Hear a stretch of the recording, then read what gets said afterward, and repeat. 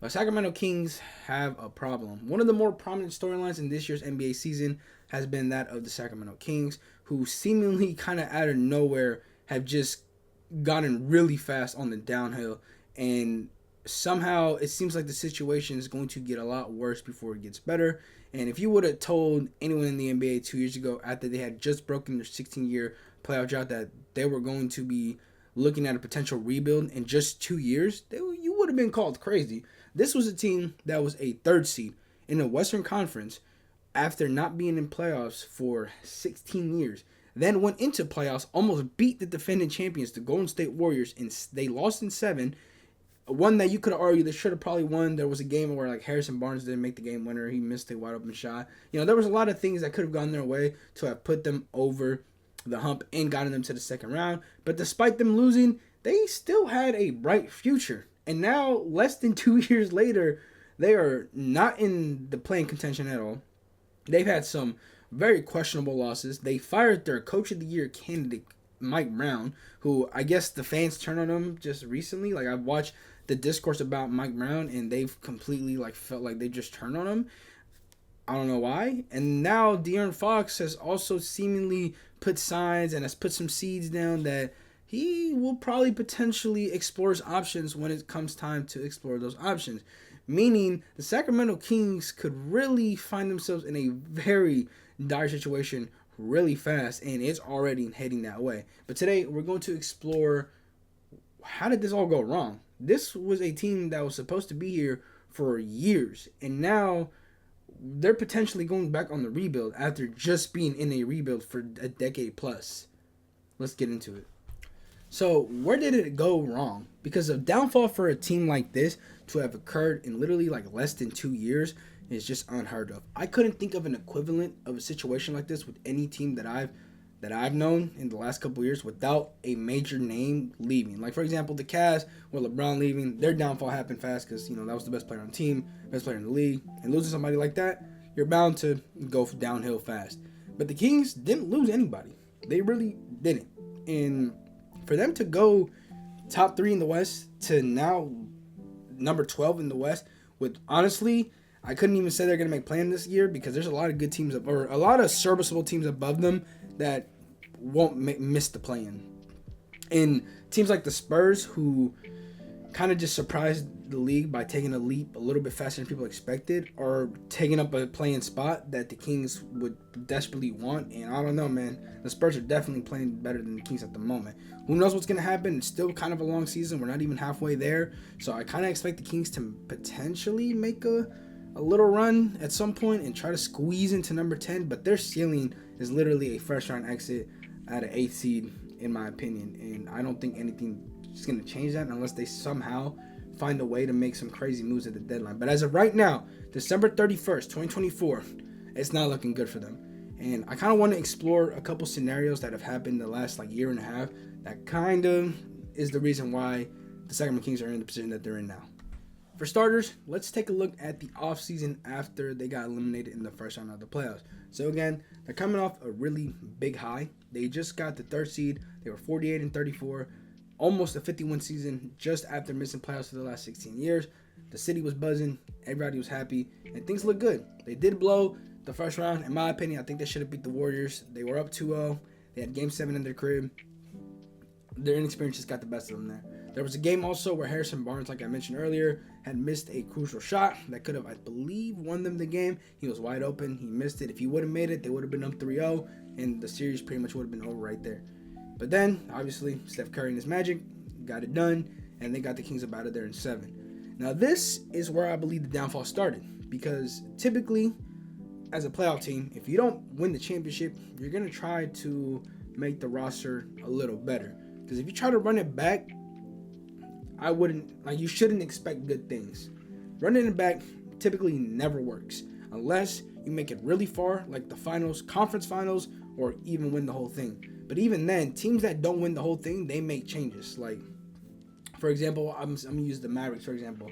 They made it to the finals last year, and this year they added Klay Thompson. They got Quentin Grimes. They tried to upgrade around their team to try to beat a team like the Celtics. They didn't just stay put despite them going all the way last year.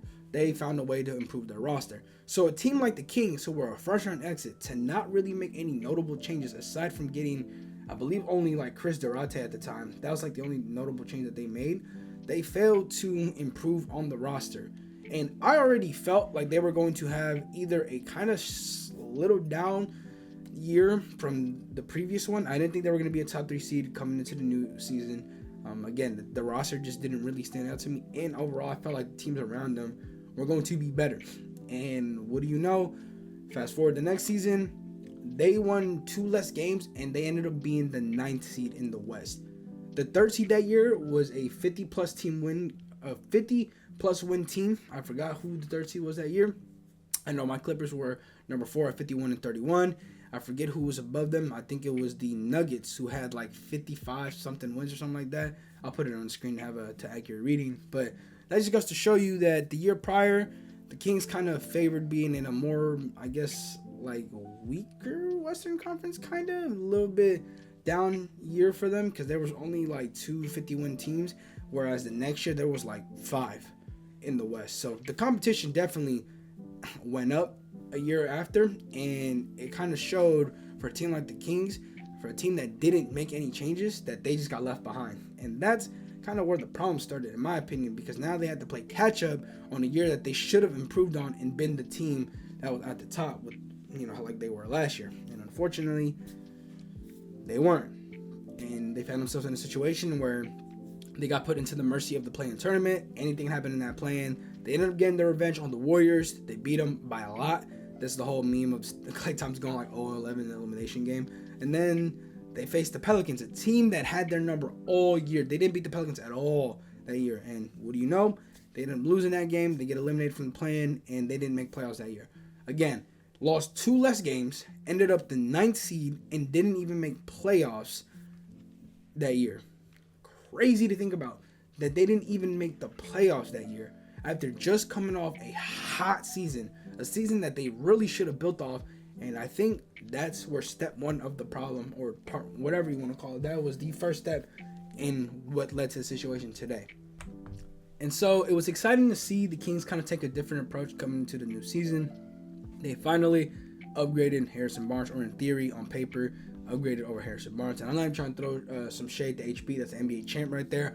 But I really felt like it was long overdue for them to upgrade over him. I really thought they should have upgraded him over him after the playoff loss.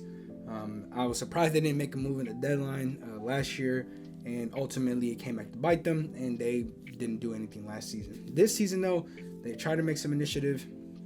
And they got DeMar DeRozan, who was supposed to be the upgrade over Harrison Barnes, and help De'Aaron have another scorer, another person that can get his own bucket, something that's very, very valuable for this team. Because outside of De'Aaron, it's kind of interesting. Like Monk has it sometimes, but outside of that, it's kind of like they need someone that could really get their own shot. And DeMar DeRozan was supposed to be that guy. Now, unfortunately, that fit doesn't seem to be working.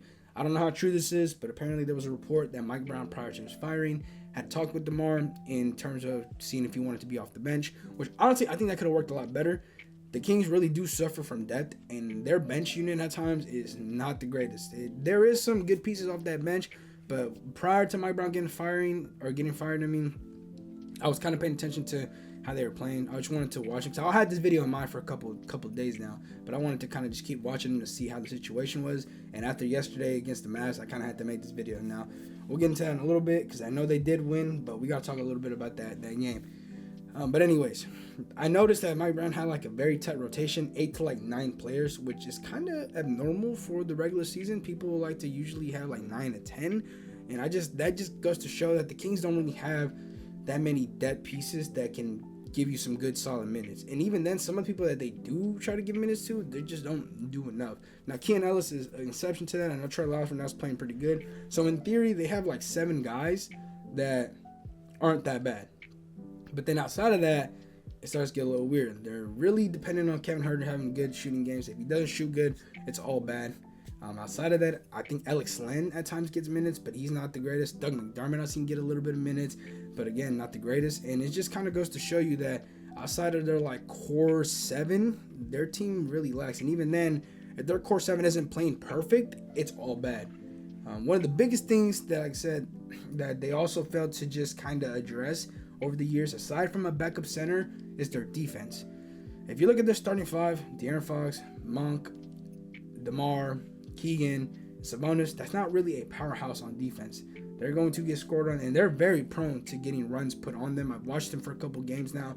They're always giving some type of run, and it just looks nasty because when their shots are not falling and they can't defend, can't get on transition, can't rebound, it gets bad really fast, and they're prone to that. But on the other hand, I've also seen them, once they get it going, they string together runs. They usually start making those comebacks in the games. They keep the game close, but ultimately it's not enough.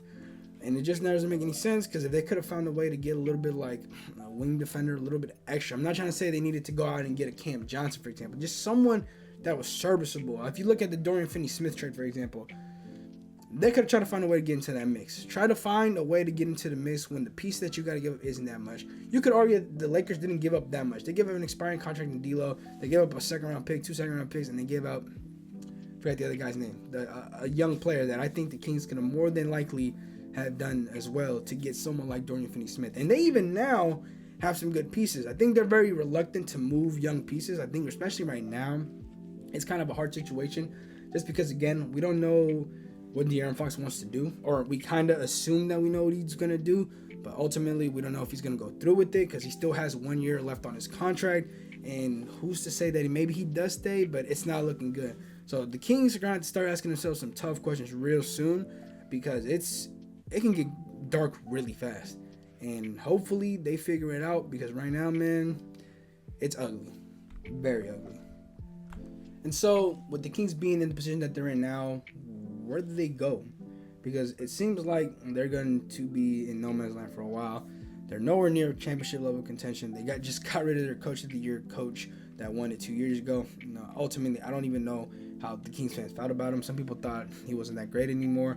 I still think he's pretty serviceable. Thought he was pretty good, and he didn't deserve to get fired after having 2 45+ win seasons. I know he didn't make playoffs last year, but despite having a rough year this year, there's no reason for him to have been fired. There's coaches that do way worse and still have a job after having disappointing seasons. And Mike Brown, who's trying his best on a team that honestly has been on a team that got set him up to fail, he lost his job. And so the only way, in my opinion, that the Kings really fix this, and I'm going to speak based on my opinion. If you guys want to, share your thoughts, I would love to hear them in the comments. But I think the Kings need to find a way to put themselves in a rebuild. I just don't think sitting here twiddling your thumbs thinking this is going to work is the solution. You're just going to set yourself back by more years, where if you just try to start completely fresh, you'll find yourself in a better situation in 5 years than you will if you decide to stick around and find out what this team can do. Because this team, I think, has reached their ceiling.